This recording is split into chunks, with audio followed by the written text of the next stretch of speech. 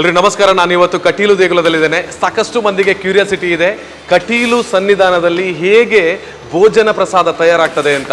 ಇದುವರೆಗೆ ಯಾವುದೇ ಮೀಡಿಯಾಗಳಲ್ಲಿ ಇರದೇ ಇರುವಂಥ ವಿಚಾರವನ್ನ ಫಸ್ಟ್ ಟೈಮ್ ನಮ್ಮ ಚಾನೆಲ್ನಲ್ಲಿ ಕಟೀಲು ದೇಗುಲದ ಭೋಜನ ಪ್ರಸಾದದ ತಯಾರಿನ ಬಗ್ಗೆ ಸಂಪೂರ್ಣವಾಗಿರುವಂಥ ಮಾಹಿತಿಯನ್ನು ಒಳಗೊಂಡಿರುವಂಥ ವಿಡಿಯೋವನ್ನು ಮಾಡ್ತಾ ಇದ್ದೇನೆ.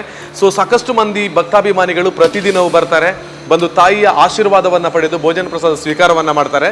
ಆದರೆ ಈ ಭೋಜನ ಪ್ರಸಾದ ತಯಾರು ಹೇಗೆ, ಇಲ್ಲಿಯ ಶುಚಿತ್ವಗಳು ಹೇಗೆ, ಎಷ್ಟು ಅಕ್ಕಿ ಪ್ರತಿದಿನ ಕೂಡ ಯೂಸ್ ಮಾಡ್ತಾರೆ, ಎಷ್ಟು ತರಕಾರಿಗಳನ್ನು ಬಳಸ್ತಾರೆ, ಹೇಗೆ ಪ್ಲೇಟ್ಗಳನ್ನು ತೊಳಿತಾರೆ, ಇದೆಲ್ಲದರ ಬಗ್ಗೆ ಇವತ್ತಿನ ವಿಡಿಯೋದಲ್ಲಿ ಫಸ್ಟ್ ಟೈಮ್ ನಾವು ನಮ್ಮ ಚಾನೆಲ್ನ ಮೂಲಕ ತೋರಿಸ್ತಾ ಇದ್ದೇವೆ. 1944ನೇ ಇಸವಿಯ ಮಿಥುನ ಮಾಸದ 2ನೇ ಶುಕ್ರವಾರ ಕಟೀಲಿಗೆ ಒಂದು ಪ್ರಳಯ ಕಾಲದಲ್ಲಿ ಬಂದ ಹಾಗೆ ನೆರೆ ಬಂದಿರುವಂತಹ ಸಂದರ್ಭದಲ್ಲಿ ನಮ್ಮ ದೊಡ್ಡಪ್ಪ ಗೋಪಾಲಕೃಷ್ಣ ಆಶ್ರಮರು ದೇವರು ಹೋದರೂ ನಾನು ಹೋಗ್ತೇನೆ ಅಂತ ಹೇಳಿ ದೇವಸ್ಥಾನದ ಹಿಂಬದಿಯಲ್ಲಿ ಒಂದು ಕಲ್ಲು ಅಡ್ಡ ನಿಂತ ಕಾರಣ ಗರ್ಭಗುಡಿಯೊಂದು ಬಿಟ್ಟು ಉಳಿದ ಎಲ್ಲವೂ ಸಹ ನೀರಿನಲ್ಲಿ ಕೊಚ್ಚಿ ಹೋಗಿತ್ತು. ನೀರಿನ ಸುಳಿಯಲ್ಲಿ ದೇವರ ಅನ್ನದಾನದ ಪೆಟ್ಟಿಗೆ, ಯಕ್ಷಗಾನದ ದೇವರ ಪೆಟ್ಟಿಗೆ ಸುತ್ತು ಹಾಕಿಕೊಂಡು ನಿಂತಿತ್ತಂತೆ. ಉಳಿದದ್ದು 3, ಒಂದು ಗೋಪಾಲಕೃಷ್ಣ ಆಶ್ರಮರು, 2 ಅನ್ನದಾನದ ಅಕ್ಕಿಯ ಪೆಟ್ಟಿಗೆ, 3ನೇದ್ದು ಯಕ್ಷಗಾನ. ಹಾಗಾಗಿ ಈ 3 ದೇವರಿಗೆ ಅತ್ಯಂತ ಪ್ರೀತಿ ಅಂತ ನಿರ್ಣಯ ಆದ ಕಾರಣ ಈ ನಿರಂತರವಾಗಿ ಅನ್ನದಾನ ನಡೀತದೆ.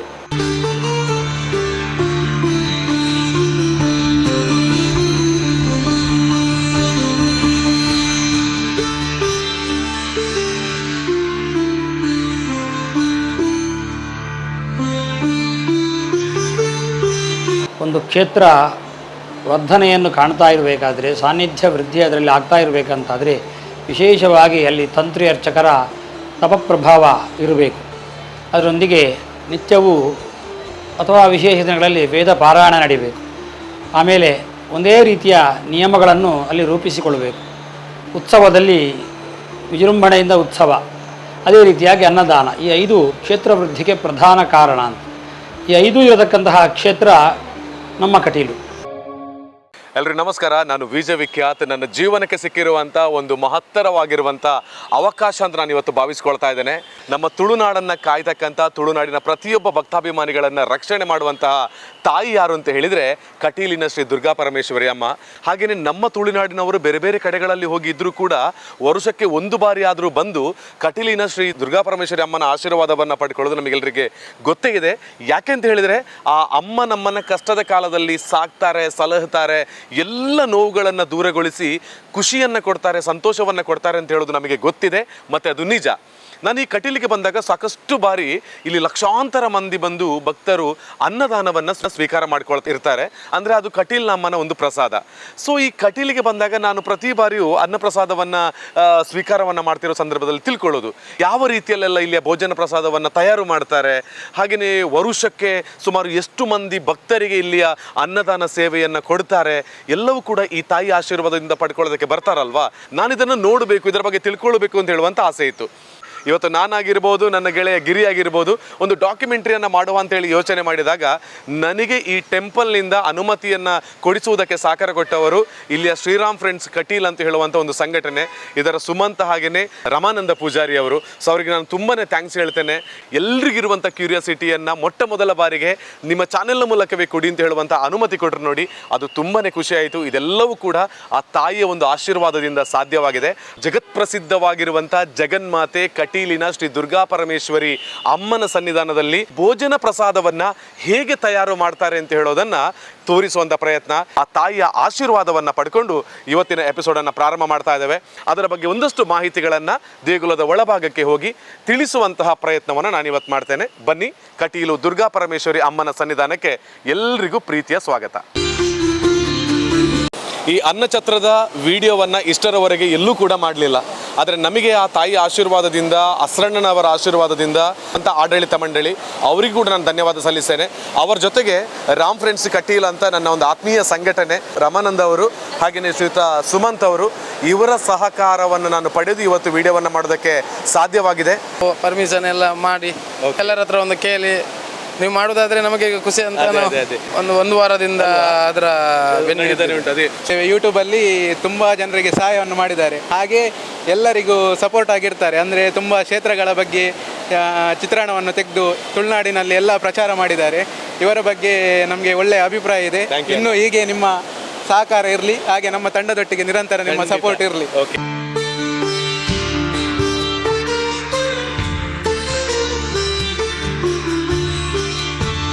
ಶ್ರೀಯುತ ಹರಿನಾರಾಯಣ ದಾಸ್ ಅಸ್ರಣ್ಣರು. ಸೊ ಅವರಿಗೆ ನಮ್ಮ ಕಾರ್ಯಕ್ರಮಕ್ಕೆ ಪ್ರೀತಿಯ ಸ್ವಾಗತವನ್ನು ಮಾಡಿಕೊಳ್ತಾ, ಈ ಅನ್ನದಾನಕ್ಕೂ ಕಟೀಲಿನ ತಾಯಿಗೂ ಏನು ಅವಿನಾಭಾವ ಸಂಬಂಧ ಅನ್ನೋದನ್ನು ನೋಡೋಣ, ಒಂದಷ್ಟು ಇತಿಹಾಸಗಳ ಮೆಲುಕು ಹಾಕೋಣ. ಅದಾದ ನಂತರ ನಾವು ಅನ್ನಛತ್ರದ ಕಡೆಗೆ ತೆರಳಿ ಹೇಗೆ ಭೋಜನ ಪ್ರಸಾದ ತಯಾರಾಗ್ತದೆ ಎಲ್ಲ ಮಾಹಿತಿಯನ್ನು ಇವತ್ತಿನ ವಿಡಿಯೋದಲ್ಲಿ ತಿಳ್ಕೊಂಡು ಬರೋಣ. ಆಚಾರ್ಯ ತಪಸಾ ಆಮ್ನಾಯ ಜಪೇನ ನಿಯಮೇನ ಉತ್ಸವೇನ ಅನ್ನದಾನೇನ ಕ್ಷೇತ್ರವೃದ್ಧಿಸ್ತು ಪಂಚಧಾ ಅಂತ ಆಗಮಶಾಸ್ತ್ರ ಪ್ರಮಾಣ. ಒಂದು ಕ್ಷೇತ್ರ ವರ್ಧನೆಯನ್ನು ಕಾಣ್ತಾ ಇರಬೇಕಾದ್ರೆ, ಸಾನ್ನಿಧ್ಯ ವೃದ್ಧಿ ಅದರಲ್ಲಿ ಆಗ್ತಾ ಇರಬೇಕಂತಾದರೆ ವಿಶೇಷವಾಗಿ ಅಲ್ಲಿ ತಂತ್ರಿ ಅರ್ಚಕರ ತಪಪ್ರಭಾವ ಇರಬೇಕು. ಅದರೊಂದಿಗೆ ನಿತ್ಯವೂ ಅಥವಾ ವಿಶೇಷ ದಿನಗಳಲ್ಲಿ ವೇದ ಪಾರಾಯಣ ನಡೀಬೇಕು. ಆಮೇಲೆ ಒಂದೇ ರೀತಿಯ ನಿಯಮಗಳನ್ನು ಅಲ್ಲಿ ರೂಪಿಸಿಕೊಳ್ಳಬೇಕು. ಉತ್ಸವದಲ್ಲಿ ವಿಜೃಂಭಣೆಯಿಂದ ಉತ್ಸವ, ಅದೇ ರೀತಿಯಾಗಿ ಅನ್ನದಾನ, ಈ 5 ಕ್ಷೇತ್ರ ವೃದ್ಧಿಗೆ ಪ್ರಧಾನ ಕಾರಣ ಅಂತ. ಈ 5 ಇರತಕ್ಕಂತಹ ಕ್ಷೇತ್ರ ನಮ್ಮ ಕಟೀಲು. ಇಲ್ಲಿ ವಿದ್ವಾಂಸರಾದಂತಹ ತಂತ್ರಿಗಳಿದ್ದಾರೆ, ಅರ್ಚಕರಿದ್ದಾರೆ, ತುಂಬ ದೇವರೊಳಗೆ ಪೂಜೆಗಳು ಮತ್ತು ಜಪಗಳು ಅರ್ಚನೆಗಳು ನಡೀತದೆ. ಅದರೊಂದಿಗೆ ಪ್ರತಿನಿತ್ಯವೂ ವೇದ ಪಾರಾಯಣದ ವ್ಯವಸ್ಥೆ ಇದೆ. ಆಮೇಲೆ ಒಂದೇ ರೀತಿಯಾದಂತಹ ನಿಯಮ ಪ್ರಕಾರವೇ ದೇವಸ್ಥಾನ ನಡೆಯುವಂತಹ ಒಂದು ಕ್ರಮ ಇಟ್ಟುಕೊಳ್ಳಲಾಗಿದೆ. ವಿಜೃಂಭಣೆಯಿಂದ ಉತ್ಸವದೊಂದಿಗೆ ನವರಾತ್ರಿ ಮತ್ತು ಹಲವಾರು ಪಂಚಪರ್ವಗಳು ನಡೆಯುತ್ತದೆ. ಅದರೊಂದಿಗೆ ಅನ್ನದಾನವು ಅತ್ಯಂತ ವಿಶೇಷವಾಗಿ ನಡೀತದೆ. ಪಾಯಸದೊಂದಿಗಿನ ಊಟವೇ ಕಟೀಲಿನಲ್ಲಿ ಕಡ್ಡಾಯ. ಆದ್ದರಿಂದ ಅತ್ಯಂತ ಚೆನ್ನಾಗಿ ನಡೆಯತಕ್ಕಂತಹ ಅನ್ನದಾನ ಕಟೀಲಿನಲ್ಲಿ ನಿರಂತರವಾಗಿ ನಡೀತದೆ. 1944ನೇ ಇಸವಿಯ ಮಿಥುನ ಮಾಸದ 2ನೇ ಶುಕ್ರವಾರ ಕಟೀಲಿಗೆ ಒಂದು ಪ್ರಳಯ ಕಾಲದಲ್ಲಿ ಬಂದ ಹಾಗೆ ನೆರೆ ಬಂದಿರುವಂತಹ ಸಂದರ್ಭದಲ್ಲಿ ನಮ್ಮ ದೊಡ್ಡಪ್ಪ ಗೋಪಾಲಕೃಷ್ಣ ಆಶ್ರಮರು ದೇವರು ಹೋದರೂ ನಾನೂ ಹೋಗ್ತೇನೆ ಅಂತ ಹೇಳಿ ದೇವರ ಗರ್ಭಗುಡಿಯ ಒಳಗೆ ಸ್ನಾನ ಮಾಡಿ ಮಡಿಯಲ್ಲಿ ದೇವರನ್ನು ಜಪ ಮಾಡ್ತಾ ಕೂತ್ಕೊಂಡಿದ್ರು. ದೇವಸ್ಥಾನದ ಹಿಂಬದಿಯಲ್ಲಿ ಒಂದು ಕಲ್ಲು ಅಡ್ಡ ನಿಂತ ಕಾರಣ ಗರ್ಭಗುಡಿಯೊಂದು ಬಿಟ್ಟು ಉಳಿದ ಎಲ್ಲವೂ ಸಹ ನೀರಿನಲ್ಲಿ ಕೊಚ್ಚಿ ಹೋಗಿತ್ತು. ಆ ಸಂದರ್ಭದಲ್ಲಿ ದೇವರ ಧ್ವಜಸ್ತಂಭದ ಎದುರಲ್ಲಿ ಬಿದ್ದಂತಹ ನೀರಿನ ಸುಳಿಯಲ್ಲಿ ದೇವರ ಅನ್ನದಾನದ ಪೆಟ್ಟಿಗೆ, ಅದನ್ನು ಕಲೆಂಬಿ ಅಂತ ಹೇಳ್ತಾರೆ, ಅದು ಮತ್ತು ಯಕ್ಷಗಾನದ ದೇವರ ಪೆಟ್ಟಿಗೆ ಸುತ್ತು ಹಾಕಿಕೊಂಡು ನಿಂತಿತ್ತಂತೆ. ಹಾಗಾಗಿ ಉಳಿದದ್ದು 3, ಒಂದು ಗೋಪಾಲಕೃಷ್ಣ ಆಶ್ರಮರು, 2 ಅನ್ನದಾನದ ಅಕ್ಕಿಯ ಪೆಟ್ಟಿಗೆ, 3ನೇದ್ದು ಯಕ್ಷಗಾನ. ಹಾಗಾಗಿ ಈ 3 ದೇವರಿಗೆ ಅತ್ಯಂತ ಪ್ರೀತಿಯಿಂದ ನಿರ್ಣಯ ಆದ ಕಾರಣ ಈ ನಿರಂತರವಾಗಿ ಅನ್ನದಾನ ನಡೀತದೆ. 44ನೇ ಇಸವಿಯ ಸಂದರ್ಭದಲ್ಲಿ ದೇವಸ್ಥಾನದಲ್ಲಿ ಪೂಜಾ ವಿಧಿಗಳನ್ನು ನಂತರ ಮಾಡಲಿಕ್ಕೆ ಯಾವುದೇ ವ್ಯವಸ್ಥೆ ಇಲ್ಲದ ಕಾರಣ ದೇವರಿಗೆ ಗಂಜಿ ಸಮರ್ಪಣೆ ಮಾಡಿ ಒಂದೊತ್ತಿನ ಪೂಜೆ ಇಲ್ಲಿ ನಡೆದು ದೇವರ ಮುಖರಂಗವನ್ನು ಆಶ್ರಮರ ಮನೆಗೆ ಕೊಂಡು ಹೋಗಿ ಅಲ್ಲಿ ತ್ರಿಕಾಲ ಪೂಜೆ ಆಗ್ತಿತ್ತು. ಆ ಸಂದರ್ಭದಲ್ಲಿ ಕೆಲವು ತಿಂಗಳುಗಳ ಕಾಲ ದೇವಸ್ಥಾನದಲ್ಲಿ ಬರೀ ಗಂಜಿಯ ಊಟ ನಡೀತಿತ್ತು. ಅದರ ನೆನಪಿಗಾಗಿ ಪ್ರಶ್ನೆಯಲ್ಲೂ ಕಂಡಂತೆ ಪ್ರತಿ ಶುಕ್ರವಾರ ಇಲ್ಲಿ ಆರಾಧನೆಗೆ ಗಂಜಿ ಎನ್ನುವುದು ಆಗಲೇಬೇಕು. ಅದೇ ರೀತಿಯಾಗಿ ಜನಸಾಮಾನ್ಯರಿಗೂ ಗಂಜಿಯ ಊಟ ಬೇಕು ಎನ್ನುವಂತಹ ಒಂದು ಪ್ರಶ್ನೆ ಬಂದಾಗ ನಾವು ಆರಂಭಿಸಿದ್ದು 2017ನೇ ಇಸವಿಯಿಂದ ಬೆಳಗ್ಗಿನ ಗಂಜಿ ಊಟ. ಹಾಗಾಗಿ ಕಟೀಲಿನಲ್ಲಿ ಬೆಳಗ್ಗೆ ತೆಂಗಿನ ಹಾಲು ಹಾಕಿದ ಗಂಜಿಯ ಊಟ, ಮಧ್ಯಾಹ್ನ ಮತ್ತು ರಾತ್ರಿ ಪಾಯಸದ ಊಟ ಭಕ್ತಾದಿಗಳಿಗೆ ಉಣಬಡಿಸತಕ್ಕಂತಹ ವಿಶೇಷ ಕಾರ್ಯಕ್ರಮ ಇಲ್ಲಿ ನಡೀತಾ ಇದೆ. ಸಹಸ್ರ ಸಂಖ್ಯೆಯಲ್ಲಿ ಭಕ್ತಾದಿಗಳು ಇಲ್ಲಿ ಊಟವನ್ನು ಮಾಡ್ತಾರೆ. ಆರ್ಥಿಕವಾಗಿ ಒಳ್ಳೆಯ ಸ್ಥಿತಿ ಉಳ್ಳಂತಹ ಭಕ್ತಾದಿಗಳು ಅನ್ನದಾನಕ್ಕಾಗಿ ಸೇವೆಯನ್ನು ಕೊಡ್ತಾರೆ. ಅನ್ನದಾನ ಸೇವೆ ಅಂತ ಇಲ್ಲಿ ನಡೀತದೆ. ಆ ಮೂಲಕವಾಗಿ ಅನ್ನದಾನ ಅತಿ ಹೆಚ್ಚಾಗಿ ಇಲ್ಲಿ ನಡೆಯತಕ್ಕಂತಹ ಕ್ಷೇತ್ರವಾಗಿ ಬೆಳಗಿದೆ. ದೇವರು ನಮ್ಮ ದೇಹದಲ್ಲಿದ್ದುಕೊಂಡು ವೈಶ್ವಾನರ ನಾಮಕನಾದಂತಹ ಅಗ್ನಿಯ ರೂಪದಲ್ಲಿ ಇದ್ದುಕೊಂಡು ಎಲ್ಲವನ್ನೂ ಜೀರ್ಣ ಮಾಡ್ತಾರೆ ಎನ್ನುವಂತಹದ್ದು ನಮ್ಮ ನಂಬಿಕೆ. ಕೃಷ್ಣನ ಮಾತು ಉಂಟು, ಅಹಂ ವೈಶ್ವಾನರೋ ಭೂತ್ವ ಪ್ರಾಣಿನಾಂ ದೇಹಮಾಶ್ರಿತ ಪ್ರಾಣಾಪಾನ ಸಮಾಯುಕ್ತ ಪಚಾಮ್ಯನ್ನಂ ಚತುರ್ವಿಧಂ ಅಂತ. ಹಾಗಾಗಿ ನಾವು ತಿಂದಂತಹ ಅನ್ನವನ್ನು ಜೀರ್ಣ ಮಾಡುವಂತಹ ಕೆಲಸವನ್ನು ಮಾಡುವರು ಭಗವಂತ ದೇವರೇ ಅಂತ. ಹಾಗಾಗಿ ಕಟೀಲನ್ನು ನಂಬಿದಂತಹ ಭಕ್ತಾದಿಗಳು ದೇವರಿಗೆ ಸಮರ್ಪಣೆ ಮಾಡಿದಂತಹ ಗುಡಾನ್ನವನ್ನು ಮಕ್ಕಳಿಗೆ ಮೊದಲ ಅನ್ನವಾಗಿ ಕೊಡತಕ್ಕಂತಹ ಕಾರ್ಯಕ್ರಮ, ಅದಕ್ಕೆ ಅನ್ನಪ್ರಾಶನ ಅಂತ ಹೆಸರು. ಅದನ್ನು ಸೇವಾ ರೂಪದಲ್ಲಿ ಕಟೀಲಿನಲ್ಲಿ ಮಾಡತಕ್ಕಂತಹ ಕಾರ್ಯಕ್ರಮವನ್ನು ಇಟ್ಟುಕೊಳ್ತಾರೆ. ಹಾಗಾಗಿ ಕಟೀಲಿನಲ್ಲಿ ಊಟ ಮಾಡುವುದೂ ಸೇವೆ, ಊಟಕ್ಕೆ ಅನ್ನದಾನಕ್ಕೆ ಸೇವೆ ಕೊಡುವುದೂ ಸೇವೆ, ಮಕ್ಕಳಿಗೆ ಹೊಸದಾಗಿ ಅನ್ನವನ್ನು ಕೊಡತಕ್ಕಂಥದ್ದು ಸೇವೆ. ಊಟ ಮಾಡುವುದು ಸೇವೆ ಅಂತ ಹೇಳುವಂಥದ್ದು ಜೀರ್ಣಶಕ್ತಿಗೆ ಅಗತ್ಯವಿರತಕ್ಕಂತಹ ವ್ಯವಸ್ಥೆಗಾಗಿರುವಂಥದ್ದು. ನಮ್ಮ ಕಟೀಲಿನಲ್ಲಿ ಜೀರ್ಣಶಕ್ತಿ ಸರಿ ಇಲ್ಲ ಎನ್ನುವಂತಹ ವಿಚಾರ ಬಂದರೆ ದೇವಸ್ಥಾನದಲ್ಲಿ ನೆಲದಲ್ಲಿ ಊಟ ಮಾಡಿ ದೇವರ ಪ್ರಸಾದ ತಗೊಳ್ಳಿ ಅಂತ ನಾವು ಹೇಳತಕ್ಕಂತಹ ಕ್ರಮ ಇದೆ. ಹಾಗಾಗಿ ಇಲ್ಲಿ ನೆಲದಲ್ಲಿ ಊಟ ಮಾಡ್ತಾರೆ. ಊಟ ಮಾಡಿ ಅದು ದೇವರ ಪ್ರಸಾದ ಅಂತ ಸ್ವೀಕರಿಸಿ ಹೋಗತಕ್ಕಂತಹ ವ್ಯವಸ್ಥೆ ಇದೆ. ಆಗಾಗ ನಮ್ಮ ಜೀರ್ಣಶಕ್ತಿ ಸರಿ ಆಗ್ತದೆ ಅಂತ. ಸಮಾರಾಧನೆ ಅಂತ ಕೆಲವರು ಮಾಡ್ತಾರೆ, ಆ ಮೂಲಕವಾಗಿ ಸೇವೆಯನ್ನು ಸಲ್ಲಿಸ್ತಾರೆ. ಮೃಷ್ಟಾನ್ನ ಅಂತ ಸೇವೆ ಇದೆ, ಅದು ಅನ್ನದಾನದ ಒಂದು ಅಂಗ. ಅದೇ ರೀತಿಯಾಗಿ ಇಲ್ಲಿ ಹೂವಿನ ಪೂಜೆ, ದುರ್ಗಾ ನಮಸ್ಕಾರಗಳ ಆದರೂ ಸಹ ಅದರಲ್ಲಿ ಇಷ್ಟಿಷ್ಟು ಮಂದಿ ಊಟ ಮಾಡಬೇಕೆನ್ನುವಂತಹ ನಿಯಮಗಳು ಮೊದಲಿಂದಲೇ ಹಾಕಿಕೊಂಡದ್ದು. ಆ ಮೂಲಕವೂ ಸೇವೆ ಸಲ್ಲುತ್ತದೆ. ಕೆಲವರು ಪರಮಾನ್ನ, ಹಾಲು ಪಾಯಸ ಇತ್ಯಾದಿ ಸೇವೆಗಳನ್ನು ಕೊಡ್ತಾರೆ. ಹೀಗೆ ಅನ್ನದಾನದ ವಿವಿಧ ಸೇವೆಗಳನ್ನು ತಾಯಿ ಭ್ರಮರಾಂಬಿಕೆ ಸ್ವೀಕರಿಸುವ ಮೂಲಕವಾಗಿ ಎಲ್ಲ ಭಕ್ತರಿಗೆ ಅನುಗ್ರಹ ಮಾಡ್ತಾ ಇದ್ದಾರೆ. ಆ ಮೂಲಕವಾಗಿ ಭಕ್ತರು ಧನ್ಯವಾಗಿದ್ದೇವೆ ಎನ್ನುವಂತಹ ನಂಬಿಕೆಯಲ್ಲಿದ್ದಾರೆ ಎನ್ನುವುದು ಕಟೀಲಿನ ವೈಶಿಷ್ಟ್ಯ.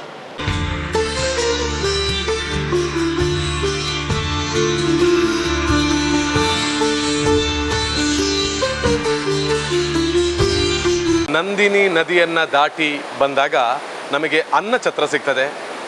ಸರತಿ ಸಾಲಿನಲ್ಲಿ ಬಂದು ಕುಳಿತುಕೊಂಡಂತಹ ಜಾಗಕ್ಕೆ ಬಟ್ಟಲನ್ನು ಕೊಟ್ಟು ಅಲ್ಲಿಂದ ನಮಗೆ ತಾಯಿಯ ಭೋಜನ ಪ್ರಸಾದವನ್ನು ಕೊಡ್ತಾರೆ. ದಿನಕ್ಕೆ 3 ಹೊತ್ತಿನಲ್ಲೂ ಕೂಡ ಹೊಟ್ಟೆ ತುಂಬ ಅನ್ನವನ್ನು, ಭೋಜನ ಪ್ರಸಾದವನ್ನು ಸ್ವೀಕಾರ ಮಾಡಿ ಹೋಗಿ ಅಂತ ಯಾವತ್ತೂ ತಾಯಿ ಆಶೀರ್ವಾದವನ್ನು ಮಾಡಿದ್ದಾರೆ. ಬೆಳಗಿನ ಜಾವ 7 ಗಂಟೆಯಿಂದ 10:30 ತನಕ ಗಂಜಿ ಊಟವನ್ನು ಕೊಟ್ಟರೆ 11 ಗಂಟೆಯಿಂದ ಮಧ್ಯಾಹ್ನ 3 ಗಂಟೆಯವರೆಗೆ ಭೋಜನ ಪ್ರಸಾದವಿದೆ. ಹಾಗೆಯೇ ರಾತ್ರಿ 7 ಗಂಟೆಯಿಂದ 11 ಗಂಟೆಯವರೆಗೂ ಕೂಡ ಇಲ್ಲಿ ಭೋಜನ ಪ್ರಸಾದ ಇದೆ. ನಾನು ಇವಾಗ ನಿಂತುಕೊಂಡಿರುವಂಥ ಜಾಗ ಇದು ಅನ್ನಛತ್ರ. ನಾವು ಅನ್ನವನ್ನು ಹೇಗೆ ತಯಾರು ಮಾಡ್ತಾರೆ ಅಂತ ಹೇಳಿ ನೋಡುವುದಕ್ಕಿಂತ ಮುಂಚಿತವಾಗಿ ಅನ್ನಛತ್ರದ ಬಲಭಾಗದಲ್ಲೇ ಅಶಕ್ತರು, ವೃದ್ಧರು ಹಾಗೆಯೇ ವಿಶೇಷ ಚೇತನರಿಗೆ ಮೇಲ್ಭಾಗದಲ್ಲಿ ಕುಳಿತು ಭೋಜನ ಪ್ರಸಾದವನ್ನು ಸ್ವೀಕಾರ ಮಾಡೋದಕ್ಕೆ ಅವಕಾಶವಿದೆ. ನಾವು ಊಟ ಮಾಡಿರುವಂಥ ತಟ್ಟೆಯನ್ನು ನಾವೇ ತೊಳಿಬೇಕಾ ಅಂತ ಹೇಳುವ ಪ್ರಶ್ನೆಗಳು ನಮ್ಮ ತಲೆಯಲ್ಲಿದ್ದರೆ ಖಂಡಿತವಾಗ್ಲೂ ಇಲ್ಲ. ಇಲ್ಲಿ ಅದಕ್ಕಾಗಿಯೇ ವ್ಯವಸ್ಥೆಗಳನ್ನು ಮಾಡಲಾಗಿದೆ. ನಮ್ಮ ತಟ್ಟೆಗಳನ್ನು ತಂದು ಇಲ್ಲಿ ಇಡಬೇಕು. ಇಲ್ಲಿ ಬಹಳ ಶುಚಿಯಾಗಿ ಬಿಸಿ ನೀರಿನಲ್ಲಿ ತೊಳೆಯುವಂಥ ವ್ಯವಸ್ಥೆಯನ್ನು ದೇಗುಲದ ವತಿಯಿಂದಲೇ ಮಾಡ್ತಾರೆ. ಹಾಗಿದ್ರೆ ಸಾವಿರಾರು ಮಂದಿಗೆ ಪ್ರತಿದಿನವೂ ಅನ್ನದಾನವನ್ನು ಕೊಡುವಂಥ ಕಟೀಲು ಕ್ಷೇತ್ರದಲ್ಲಿ ಈ ಅನ್ನವನ್ನು ಬೇಯಿಸುವಂಥ ಕಟಾರಗಳು ಅಥವಾ ಕೊಪ್ಪರಿಗೆ ಎಷ್ಟು ದೊಡ್ಡದಾಗಿರ್ತದೆ ಗೊತ್ತಾ? ನೋಡಿ, ಒಳಭಾಗದಲ್ಲಿ ಬಂದಾಗ ನಮಗೆ ಗೊತ್ತಾಗುತ್ತೆ. ತೊಳೆದು ಇದನ್ನು ಮಗಿಸಿಟ್ಟಿರ್ತಾರೆ. ಯಾವುದೇ ನೀರಿನ ಅಂಶಗಳು ಕೂಡ ಒಳಭಾಗದಲ್ಲಿ ಇರಬಾರ್ದು ಅಂತ ಹೇಳುವ ಕಾರಣಕ್ಕೆ ಇದು ದೊಡ್ಡ ದೊಡ್ಡ 3 ಕಟಾರಗಳನ್ನು ನಾನು ತೋರಿಸ್ತಾ ಇದ್ದೇನೆ ಇಲ್ಲಿ. ಹಾಗೆಯೇ ತೊಳೆದಿರುವಂಥ ಎಲ್ಲ ಪಾತ್ರೆಗಳನ್ನು ಕೂಡ ಒಂದು ಕಡೆಯಲ್ಲಿ ಸೆಟ್ ಮಾಡಿ ಇಡಲಾಗಿದೆ. ಹಾಗೆಯೇ ಶುಚಿಯಾಗಿ ತೊಳೆದಿರುವಂತಹ ಪ್ಲೇಟ್ಗಳನ್ನು ಕೂಡ ಇಲ್ಲಿ ಇಟ್ಟಿದ್ದಾರೆ. ಇಲ್ಲಿಯ ಶುಚಿತ್ವದ ಬಗ್ಗೆ ನಾವು ಮಾತಾಡಲೇಬೇಕು. ಒಂದು ಸಣ್ಣ ವಸ್ತುಗಳು ಕೂಡ ಎಲ್ಲೆಂದರಲ್ಲಿ ಬಿಸಾಡದೆ ಪ್ರತಿ ಕ್ಷಣವೂ ಕ್ಲೀನಿಂಗ್ ವ್ಯವಸ್ಥೆಯನ್ನು ಕಾಪಾಡಿಕೊಂಡು ಬಂದಿರುವಂತಹ ಕ್ಷೇತ್ರವೇ ಕಟೀಲು. ಇದು ನಾನು ಈ ಸಂದರ್ಭದಲ್ಲಿ ನಿಂತಿರುವಂಥದ್ದು ಹಳೆಯ ಭೋಜನ ತಯಾರಿಯ ಒಂದು ಶಾಲೆ. ಇದು ಇಲ್ಲಿ ಎಲ್ಲ ರೀತಿಯ ಅನ್ನ ಆಗಿರ್ಬೋದು, ಸಾಂಬಾರಾಗಿರ್ಬೋದು, ಯಾವ ರೀತಿಯ ಭೋಜನ ಪ್ರಸಾದವನ್ನು ಸ್ವೀಕಾರ ಮಾಡ್ತೇವೆ ಅದೆಲ್ಲವೂ ಈ ಹಳೆಯ ಕಟ್ಟಡದಲ್ಲಿ ಮೊದಲು ತಯಾರಾಗ್ತಿತ್ತು. ಆದರೆ ಈಗ ಹೊಸದಾಗಿರುವಂಥ ಭೋಜನ ಶಾಲೆಯ ನಿರ್ಮಾಣವಾಗಿದೆ. ಇಲ್ಲಿಂದ ನಾನು ಹೊಸ ಭೋಜನ ಶಾಲೆಯ ಕಡೆಗೆ ತೆರಳುತ್ತೇನೆ. ಹೇಗೆ ಒಂದು ಮಧ್ಯಾಹ್ನದ ಹೊತ್ತಿಗೆ ಅಥವಾ ರಾತ್ರಿಯ ಹೊತ್ತಿಗೆ ಅಲ್ಲಿ ತರಕಾರಿಗಳಾಗಿರ್ಬೋದು, ಎಷ್ಟು ಅಕ್ಕಿಯನ್ನು ಹಾಕ್ತಾರೆ, ಯಾವ ರೀತಿಯಲ್ಲಿ ಊಟದ ಅನ್ನದ ತಯಾರನ್ನು ಮಾಡ್ತಾರೆ ಅದೆಲ್ಲವನ್ನ ಕೂಡ ಹೊಸ ಭೋಜನ ಶಾಲೆಗೆ ಹೋಗಿ ತಿಳಿಸ್ತೇನೆ. ಹೊಸ ಭೋಜನ ಶಾಲೆಗೆ ಸ್ವಾಗತ. ಅನ್ನ ತಯಾರಾಗ್ತಾ ಇದೆ. ಪ್ರತಿಯೊಂದರ ಮಾಹಿತಿಯನ್ನು ಕೊಡ್ತಾ ಹೋಗ್ತೇನೆ, ಬನ್ನಿ.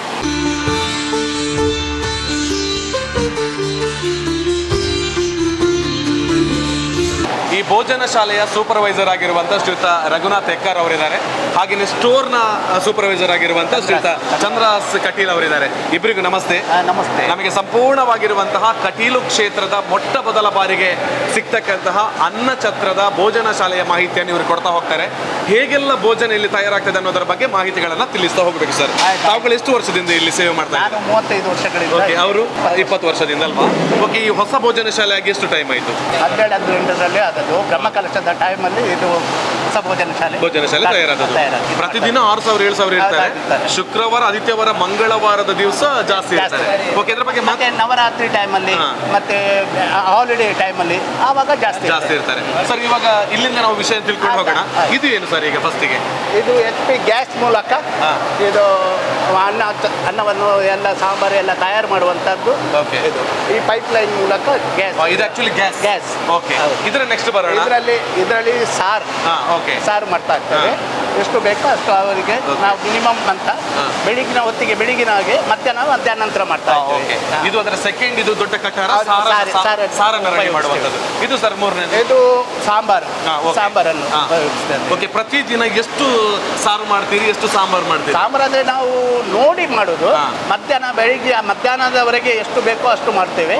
ನಂತರ ಮಧ್ಯಾಹ್ನ ನಂತರ ಬೇಕಾದಾಗ ಸಾರ ಆಯ್ತು, ಸಾಂಬಾರ್ ಆಯ್ತು. ಇದೇನು ಸರ್? ಇದು ಪಾಯಸ. ಓಕೆ, ಇದು ಪಾಯಸ. ಪ್ರತಿದಿನ ಎಷ್ಟು ರೀತಿಯ ಪಾಯಸಗಳಿದೆ? ಅದು ಈಗ ಒಂದೇ ರೀತಿಯ ಪಾಯಸ. ಮತ್ತೆ ಏಕಾದಶಿ ಅಂದ್ರೆ ಸಜ್ಜಿಗೆ ಪಾಯಸವನ್ನು ಮಾಡ್ತೀರಿ. ಮಧ್ಯಾಹ್ನ ಮತ್ತು ರಾತ್ರಿ ಪಾಯಸದ ಊಟವನ್ನು ಬಡಿಸ್ತಾ ಇದ್ದೇವೆ. ಬೆಳಿಗ್ಗೆ ಚಟ್ನಿ ಮತ್ತು ಗಂಜಿಯನ್ನು ಕೊಡ್ತೀರಿ. ಅತಿ ಹೆಚ್ಚು ಭಕ್ತಾಭಿಮಾನಿಗಳು ಅನ್ನಪ್ರಸಾದ ಸ್ವೀಕಾರವನ್ನ ಯಾವ ಹೊತ್ತಿನಲ್ಲಿ ಮಾಡ್ತಾರೆ? ಮಧ್ಯಾಹ್ನವೂ ಮಾಡ್ತಾರೆ, ರಾತ್ರಿಯೂ ಮಾಡ್ತಾರೆ. ರಾತ್ರಿ ಜಾಸ್ತಿ ಬರ್ತಾರೆ. ಮಂಗಳೂರಿನವರೆಲ್ಲ ರಾತ್ರಿಯೇ ಬರುವುದು. ಹೌದು, ಫ್ರೈಡೇ ದಿನ. ಇಲ್ಲ ಇದ್ರೆ ಮಧ್ಯಾಹ್ನವೂ ಇಡ್ತಾರೆ. ಓಕೆ, ಒಂದು ಅನ್ನ ಬೇಯುವುದಕ್ಕೆ ಎಷ್ಟು ಸಮಯ ತೆಗೆದುಕೊಳ್ಳುತ್ತದೆ? ಬಿಸಿ ನೀರು ಇದ್ರೆ 15-20 ನಿಮಿಷದೊಳಗೆ ಆಗ್ತದೆ. ಏಕಕಾಲಕ್ಕೆ 2 ಕ್ವಿಂಟಲ್ ಅಕ್ಕಿಯನ್ನು ಬೇಯಿಸಲು ಆಗ್ತದೆ. ಓಕೆ, 2 ಕ್ವಿಂಟಲ್ ಅಕ್ಕಿಯನ್ನು ಬೇಯಿಸ್ಲಿಕ್ಕೆ ಆಗ್ತದೆ. ಅದಕ್ಕೆ ಬೇಕಾಗಿರುವ ಸಾಂಬಾರು, ಪಲ್ಯ ಎಲ್ಲವನ್ನು ಕೂಡ ತಯಾರು ಮಾಡ್ಲಿಕ್ಕೆ ಆಗ್ತದೆ ಅಲ್ವಾ? ಹೀಗೆ ಈಗ ಇಲ್ಲಿಂದ ತೆಗೆದಿರುವಂತಹ ಅನ್ನವನ್ನ ಒಂದು ತೆಗೆದಿಡುವಂತ ಜಾಗ ಬೇಕು. ಅದು ಎಲ್ಲಿ ನಮಗೆ? ಇಲ್ಲೇ ಇದೆ. ಓಕೆ, ಇದರಲ್ಲಿ ಅಲ್ಲಿಂದ ಬೇಯ್ದಿರ್ತಕ್ಕಂಥ ಅನ್ನವನ್ನು ತೆಗೆದು ಇಲ್ಲಿ ಹಾಕ್ತೇವೆ. ಬೇಕಾದಷ್ಟು ಆಗಿ ಆ ನಂತರ ಬೇಕಾದಾಗ ಜನ ನೋಡಿ ನಂತರ ನಾವು ಇದು ಸ್ಟಾರ್ಟ್ ಮಾಡುದು. ಓಕೆ, ಇದು ಮುಗಿದ ನಂತರ ಇವಾಗ ನಾವಿಲ್ಲಿ ಸ್ವಚ್ಛತೆಯನ್ನ ನೋಡ್ತೇವೆ, ಬಡಿಸುವವರನ್ನ ನೋಡ್ತೇವೆ, ಹಾಗೇನೆ ಅನ್ನ ಪ್ರಸಾದವನ್ನ ತಯಾರು ಮಾಡುವವರನ್ನ ನೋಡ್ತೇವೆ. ಇವರೆಲ್ಲ ಸ್ವಯಂ ಸೇವಕರಾಗಿ ಬರ್ತಾರ? ಸಿಬ್ಬಂದಿ? ಇಲ್ಲ, ಸಿಬ್ಬಂದಿಗಳೇ. ಇಲ್ಲಿ ನಮ್ಮ ಅನ್ನ ಛತ್ರದಲ್ಲಿ 42 ಜನ ಇದ್ದಾರೆ ಸ್ಟಾಫ್. ಅವರು ಇದು ಎಲ್ಲಿ ಟೆಂಪಲ್ ಸ್ಟಾಫ್. ಬೇರೆ ಎಲ್ಲ ನವರಾತ್ರಿ ಟೈಮಲ್ಲಿ, ಜಾತ್ರೆ ಟೈಮಲ್ಲಿ ಶಾಲಾ ಮಕ್ಕಳು ಬರ್ತಾರೆ. ಇಲ್ಲ ಇದ್ರೆ ಸಂಘ ಸಂಸ್ಥೆಯವರೆಲ್ಲ ಬರ್ತಾರೆ. ಈಗ 3 ಹೊತ್ತು ಊಟ ಇರುವ ಕಾರಣದಿಂದ 42 ಜನ ಸಿಬ್ಬಂದಿಗಳಿದ್ದಾರೆ. ಈ ತರಕಾರಿ ಕಟ್ ಮಾಡೋದು ಇದಕ್ಕೆಲ್ಲ ಶಿಫ್ಟ್ ವೈಸ್ ಇದೆ? ಇಲ್ಲ, ಶಿಫ್ಟ್ ವೈಸ್ ಇಲ್ಲ. ಅಂದ್ರೆ ಮಧ್ಯಾಹ್ನ ಬೆಳಿಗ್ಗೆ 7 ಗಂಟೆಗೆ ಬಂದು ತರಕಾರಿನ ಹಾಕ್ತಾರೆ. ಆಮೇಲೆ 9 ಗಂಟೆಗೆ ಶುಚಿತ್ವವನ್ನು ಎಲ್ಲ ಎಲ್ಲಿ ಇದೆ ಎಲ್ಲ ಶುಚಿತ್ವಗಳನ್ನೆಲ್ಲ ಮಾಡ್ತಾ ಇದ್ದಾರೆ. ಆ ನಂತರ 11 ಗಂಟೆಗೆ ಸ್ಟಾರ್ಟ್ ಆಗ್ತದೆ ಊಟ. ಆ ನಂತರ ಮಧ್ಯಾಹ್ನ 3:30ವರೆಗೆ ಇರ್ತದೆ. ಮಧ್ಯಾಹ್ನ ನಂತರ ರಾತ್ರಿಯ ಹೊತ್ತಿಗೆ ತರಕಾರಿಗಳನ್ನು ಹಚ್ಚಿ ಎಲ್ಲ ಕೊಡ್ತಾರೆ ತಯಾರು ಮಾಡುವವರಿಗೆ. ಆ ನಂತರ ಅವರು 7:30ಗೆ ಬರುದು. 7:30ಯಿಂದ 10:30, 11 ಗಂಟೆವರೆಗೆ. ಆ ನಂತರ ಮನೆಗೆ ಹೋಗ್ತಾರೆ. ಈಗ ಬಂದಿರುವಂತ ಯಾವುದೇ ಭಕ್ತಾಭಿಮಾನಿಗಳ ಪ್ಲೇಟ್ ಅನ್ನು ಅವರು ತೊಳೆಯುವಂತ ಇಲ್ಲ. ಇಲ್ಲಿ ಎಲ್ಲಿ ತೊಳಿತಾರೆ ನೋಡಿ, ಇಲ್ಲಿ ಮಿಷಿನ್ ಇದೆ. ಪ್ಲೇಟ್ ಅನ್ನ ಎಲ್ಲಿ ಶುಚಿ ಮಾಡ್ತಾರೆ ಅಂತ ಹೇಳುವಂತಿದ್ರೆ ಅದರೊಂದು ಮಿಷಿನ್ ಇದೆ ಅಂತೆ, ಅಲ್ಲಿಗೆ ಹೋಗೋ ಬನ್ನಿ. ನಾವು ಊಟ ಮಾಡಿರುವಂತಹ ತಟ್ಟೆಯನ್ನ ಅಲ್ಲೇ ಇಟ್ಟು ಹೋಗಬೇಕು. ಅದನ್ನು ಶುಚಿಗೊಳಿಸುವುದಕ್ಕೆ ಇಲ್ಲಿ ಮೆಷಿನರಿ ಇದೆ. ಸೊ ಆ ಮೆಷಿನ್ ಮೂಲಕವೇ ಬಹಳ ಕ್ಲೀನ್ ಆಗಿ ಶುಚಿಗೊಳಿಸ್ತಾರೆ. ಸೊ ಇದರ ಒಂದು ಪರಿಚಯವನ್ನ ಮಾಡ್ಬೋದಾ? ಫಸ್ಟಿಗೆ ಪ್ಲೇಟನ್ನು ತಂದು ಕೈಯಲ್ಲಿ ತೊಳೆದು ಆ ನಂತರ ಮಿಷಿನಿಗೆ ಹಾಕೋದು. ಇಲ್ಲ ಇದ್ರೆ ಎಂಜಲು ಪ್ಲೇಟ್ನಲ್ಲಿ ಇದ್ದಂಥ ತರಕಾರಿ, ಅನ್ನ ಇಲ್ಲ ಇದ್ರೆ ಮಿಷಿನ್ ಒಳಗೆ ಹೋಗ್ತಾ ಇದೆ. ಅದಕ್ಕೆ ಕೈಯಲ್ಲಿ ಅದನ್ನೊಮ್ಮೆ ವಾಶ್ ಮಾಡಿ ಆ ನಂತರ ನಾವು ಡಿಶ್ ವಾಷರ್ಗೆ ಹಾಕೋದು.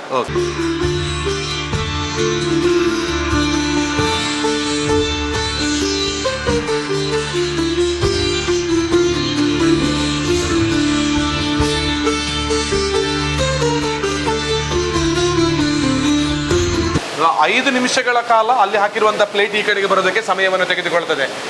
ನೋಡಿ ಇವಾಗ ಬರ್ತಾ ಇದೆ ನೋಡಿ, ಅದು ಡ್ರೈ ಆಗಿ ಕೂಡ ಬರ್ತದೆ. ಎಲ್ಲೂ ಕೂಡ ಪ್ಲೇಟಿನ ಸಂದುಗಳಲ್ಲಿ ಒಂದು ಸ್ವಲ್ಪವೂ ಕೂಡ ಏನೇ ಶುಚಿತ್ವ ಇಲ್ಲದನ್ನು ಕೂಡ ನೋಡ್ಲಿಕ್ಕೆ ಸಾಧ್ಯ ಇಲ್ಲ. ಅಷ್ಟು ಶುಚಿಯಾಗಿ ಬಂದಿರೋ ನೋಡಿ, ಪ್ಲೇಟ್ ಬಿಸಿಯಾಗಿ ಡ್ರೈ ಆಗಿ ನೋಡಿ ಬರ್ತಾ ಇದೆ. ಎಷ್ಟು ಬಿಸಿ ಇದೆ. ಬಿಸಿಯಾಗಿರೋ ಪ್ಲೇಟ್ ಅಷ್ಟು ಶುಚಿತ್ವ ಇದೆ. ಅದಕ್ಕಾಗಿ ಭಕ್ತಾಭಿಮಾನಿಗಳು ತೊಳಿಬೇಡಿ, ನೀವು ಬಂದು ತಾಯಿಯ ಪ್ರಸಾದವನ್ನ ಸ್ವೀಕಾರ ಮಾಡಿ ಹೋಗಿ ಅಂತ ನಾವು ಹೇಳ್ತಾ ಇರೋದು. ಅಲ್ಲಿ ಕ್ಲೀನ್ ಆಗಿರುವಂತ ಪ್ಲೇಟ್ಗಳನ್ನ ತಂದು ಈ ರೀತಿ ಗಾಡಿಗಳಲ್ಲಿ ಕ್ಲಿಯರ್ ಆಗಿ ಜೋಡಿಸಿಟ್ಟಿರ್ತಾರೆ. ಬದಲಿಯಾಗಿ ಮತ್ತೊಂದು ಮಿಷಿನರಿ ಇದೆ. Okay. ಅದನ್ನು ನವರಾತ್ರಿ ಟೈಮಲ್ಲಿ, ಜಾತ್ರೆ ಟೈಮಲ್ಲಿ ಮತ್ತೆ ವಿಶೇಷ ದಿನಗಳಲ್ಲೆಲ್ಲ ಅದನ್ನು ಮತ್ತೊಂದು ಮಿಷಿನ್ಗೆ ಅಂದ್ರೆ ಇದೆ. ಅದೇ ಅಂದ್ರೆ ಪ್ಲೇಟ್ಗಳನ್ನ ತೊಳೆಯುವಂತ ವ್ಯವಸ್ಥೆಗೆ ಹೆಚ್ಚು ಭಕ್ತಾಭಿಮಾನಿಗಳು ಬಂದ್ರು ಅಂತ ಹೇಳಿದ್ರೆ ನಮ್ಗೆ ಬೇಗ ಭಕ್ತಾಭಿಮಾನಿಗಳಿಗೆ ನುಗ್ಗಲಾಗಬಾರದು ಹೇಳೋ ಕಾರಣದಿಂದ ಮತ್ತೊಂದನ್ನು ಇಲ್ಲಿ ಬಳಸಿಕೊಳ್ತಾರೆ. ಇದು ನೋಡಿ, ತರಕಾರಿಗಳನ್ನ ಅಂದ್ರೆ ಬಟಾಟೆ ಆಗಿರ್ಬೋದು, ಸುವರ್ಣಗೆಡ್ಡೆ ಆಗಿರ್ಬೋದು, ಬೀಟ್ರೂಟ್ ಆಗಿರ್ಬೋದು, ಇಂತಹ ಬೇಗ ಹಾಳಾಗದಿರುವಂತಹ ತರಕಾರಿಗಳನ್ನ ಇಡುವಂತ ಒಂದು ಕೊಠಡಿ ಇದು. ಸೊ ಇದು ನಮ್ಮ ಪ್ಲೇಟ್ ಅನ್ನು ತೊಳೆಯುವಂತ ಪಕ್ಕದ ಒಂದು ಕೊಠಡಿಯಲ್ಲೇ ಇದು ನಮಗೆ ಕಾಣಸಿಗ್ತದೆ. ಹಾಗೇನೆ ತರಕಾರಿಗಳು ಒಂದು ಬೇಗ ಹಾಳಾಗದಿರುವಂಥ ತರಕಾರಿಗಳನ್ನು ಕೊಠಡಿಯ ಒಳಭಾಗದಲ್ಲಿ ಇಟ್ಟರೆ ಈ ಕುಂಬಳಕಾಯಿ ಆಗಿರ್ಬೋದು, ಟೊಮೆಟೊ ಆಗಿರ್ಬೋದು, ಅಥವಾ ಚೀನಿಕಾಯಿ ಆಗಿರ್ಬೋದು, ಬದನೆಗಳು, ಇದೆಲ್ಲವನ್ನ ಕೂಡ ಇಡೋದಕ್ಕೆ ಸೆಲ್ಫಿನ ವ್ಯವಸ್ಥೆಯನ್ನು ಇಲ್ಲಿ ಮಾಡಲಾಗಿದೆ.